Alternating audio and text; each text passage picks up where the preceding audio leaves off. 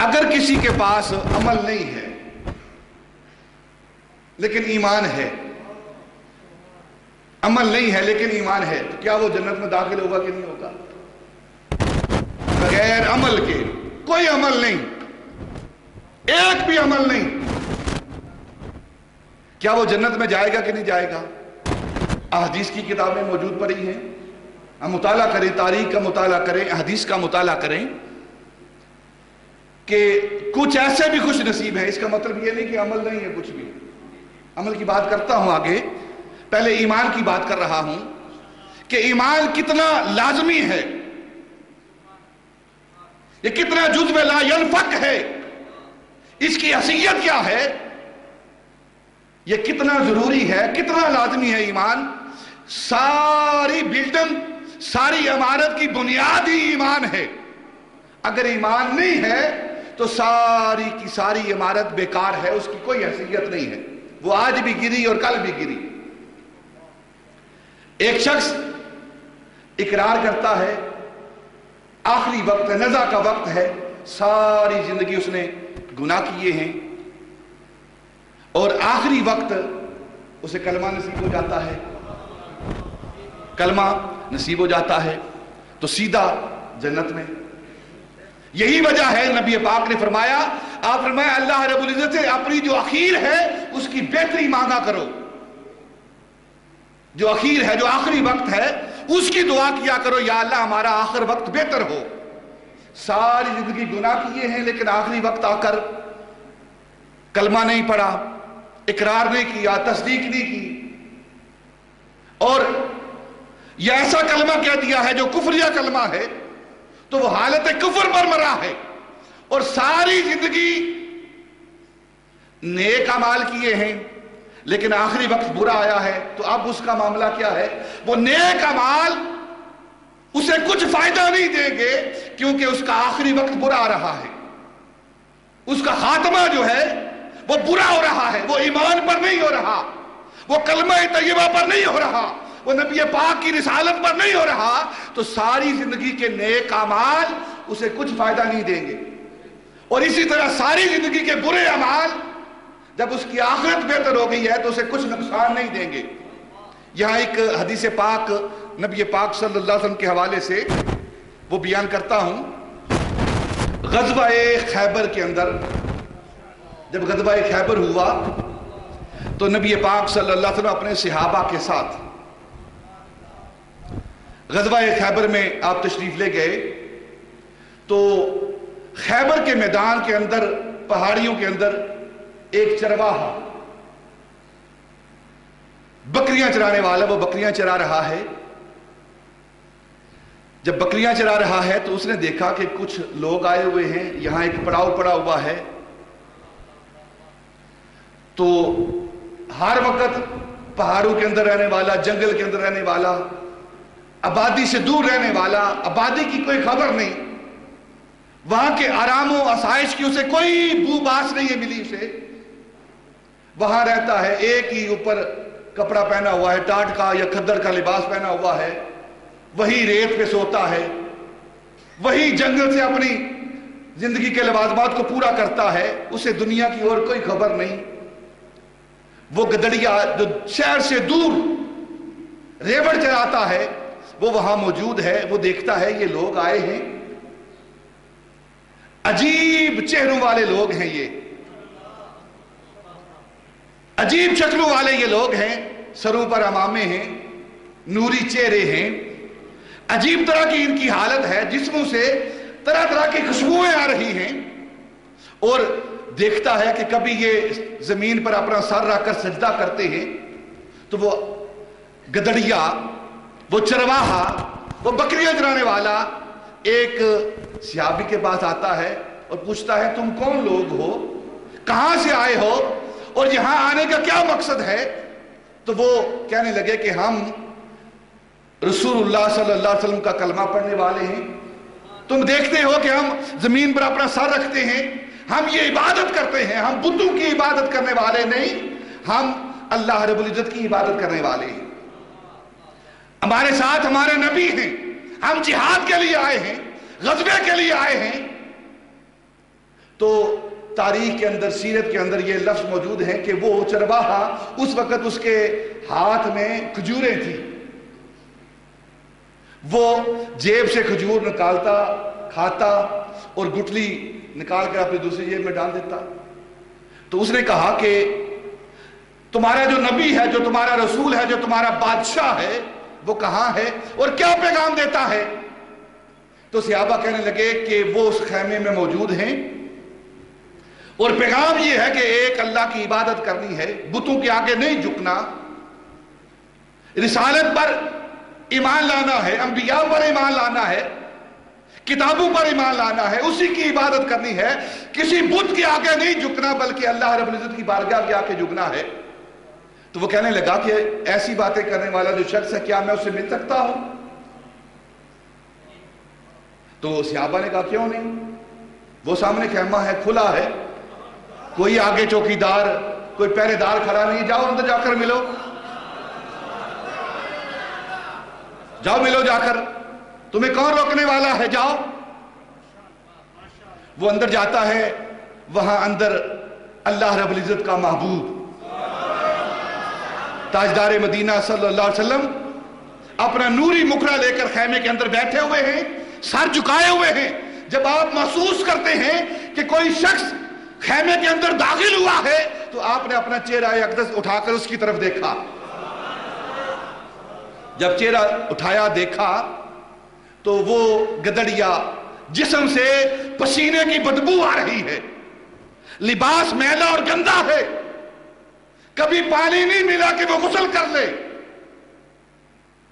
جنگل کے اندر، صحرا کے اندر رہنے والا، پہاڑوں ریگستانوں کے اندر رہنے والا، جب وہ نبی پاک صلی اللہ علیہ وسلم کی ذات اقدس کو دیکھتا ہے تو آپ کے پاس بیٹھ جاتا ہے اور پوچھتا ہے، میں نے سنا ہے باہر جو لوگ ہیں آپ کے ساتھ کہ آپ اللہ کے نبی ہیں، اللہ کے رسول ہیں۔ آپ نے فرمایا ہاں میں اللہ کا نبی اور رسول ہوں، اس کی توحید کا پیغام لے کر آیا ہوں، اپنی رسالت کا اعلان کرتا ہوں، اللہ رب العزت کی عبادت کا اعلان کرتا ہوں کہ عبادت کے لائق فقط وہی ذات ہے۔ تو اس نے کہا کہ اگر میں بھی ایمان لے آؤں، میں بھی ایمان لے آؤں تو مجھے کیا ملے گا؟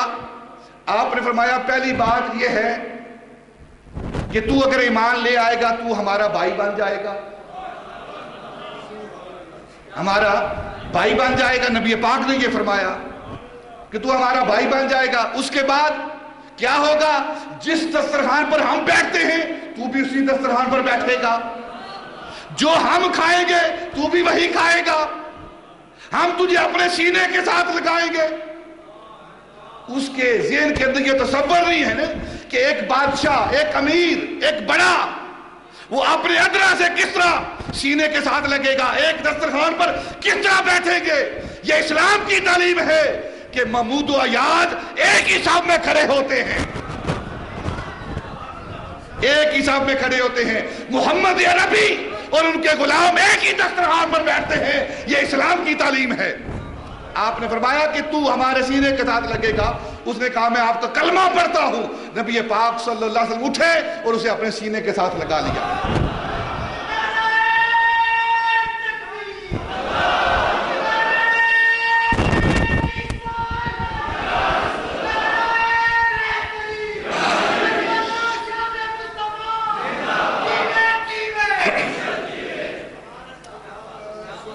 آپ اٹھے اور آپ نے سینے سے لگا لیا۔ اب اس جو روایت ہے، یہ جو حدیث پاک ہے، اس سے جو نتیجہ کیا نکلتا ہے وہ بیان کرنا چاہتا ہوں کہ ایک تو یہ بات کہ جو بھی ایمان لاتا ہے پھر اجمی اور عربی کی، کالے اور گورے کی یہ تفریق ختم ہو جاتی ہے، ادنا و اعلیٰ کی تفریق ختم ہو جاتی ہے۔ اگر تفریق رہتی ہے تو وہ کیا ہے کہ جو سب سے زیادہ متقی ہوگا وہ سب سے بڑا عزت دار ہوگا۔ ان اکرمکم عند اللہ اتقاکم، سب سے بڑا اکرم وہ ہوگا، عزت والا وہ ہوگا جو سب سے زیادہ متقی ہوگا۔ مال و دولت کو عزت اکرام کا مدار نہیں کہا گیا۔ قرآن جو بیان کرتا ہے کہ عزت کا مدار، اکرام کا مدار وہ تقوی ہے، مال و دولت نہیں ہے۔ جب نبی پاک صلی اللہ علیہ وسلم نے اسے اپنے سینے کے ساتھ لگایا تو کہاں اللہ کا محبوب، کہاں وہ گدڑیا، لیکن ایمان لانے کی وجہ سے اللہ کا محبوب اسے سینے کے ساتھ لگا رہا ہے۔ پھر اس نے عرض کی اگر میں جس مقصد کے لیے آپ یہاں آئے ہیں جہاد کے لیے، اگر میں بھی جہاد کرتا ہوں اور اپنی جان دے دیتا ہوں تو پھر کیا ہوگا؟ میرے لیے کیا اجر ہوگا؟ مجھے کیا ملے گا؟ تو نبی پاک صلی اللہ علیہ وسلم اس کا ہاتھ پکڑ کر خیمے سے باہر لائے، صحابہ موجود تھے۔ آپ نے فرمایا تو پوچھتا ہے کہ اگر میں اپنی جان دے دوں گا، اسلام پر اپنا سب کچھ قربان کر دوں گا، اسلام کے نام پر، اسلام کی عزت و ناموس پر، آپ کی رسالت پر جہاد کرتے ہوئے اپنی جان دے دوں گا، مجھے کیا ملے گا؟ نبی پاک نے فرمایا انگلی کا اشارہ کر کے وہ تجھے جنت ملے گی۔ انگلی کے اشارے کی طرف کر کے نہ فرمایا وہ جنت تجھے ملے گی۔ اس گدڑیے نے آپ کی انگلی کی طرف دیکھا، کھجوریں وہی پھینکی اور جہاد میں شامل ہوا اور جا کر شہید ہو گیا۔ کوئی نماز ساری زندگی، کوئی نماز، کوئی روزہ، کوئی حج، کوئی زکوٰۃ، کچھ ادا ہوا ہے؟ کچھ نہیں ہوا۔ فقط اسلام لائے ہیں، ایمان لائے ہیں، نبی پاک کی رسالت کو مانا ہے، اللہ رب العزت کی توحید کا اقرار کیا ہے اور سیدھا نبی پاک صلی اللہ علیہ وسلم کے فرمان کے مطابق جنت میں جا رہا ہے۔ اگر اعمال انحصار نہیں، دار و مدار نہیں اعمال کا کہ جنت جو اعمال کی وجہ سے ملے گی، نہ، لیکن اعمال ضروری ہیں، یہ معاون ہیں، یہ معاون ہیں۔ جس طرح ایک مثال دیتا ہوں کہ آپ بازار کے اندر سونار کے پاس جاتے ہیں سونا لے کر کہ یہ سونا ہم نے فروخت کرنا ہے، تو وہ کیا کرتا ہے آپ اچھی طرح جانتے ہیں، وہ آپ کا سونا لے کر اس کے پاس ایک کسوٹی، ایک پتھر ہوتا ہے، ایک پتھر ہوتا ہے، اس پر وہ لکیریں ڈالتا ہے، اس سونے کو رگڑتا ہے اور پھر دیکھتا ہے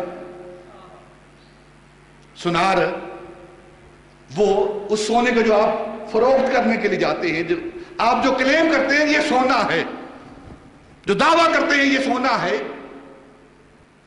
اس کو پرکھنے کے لیے کہ واقعی یہ اصل سونا ہے یا جعلی ہے، اس کو پرکھنے کے لیے وہ کیا کرتا ہے، اس کسوٹی پر جو اس کے پاس ہوتی ہے اس پر وہ سونا رگڑتا ہے۔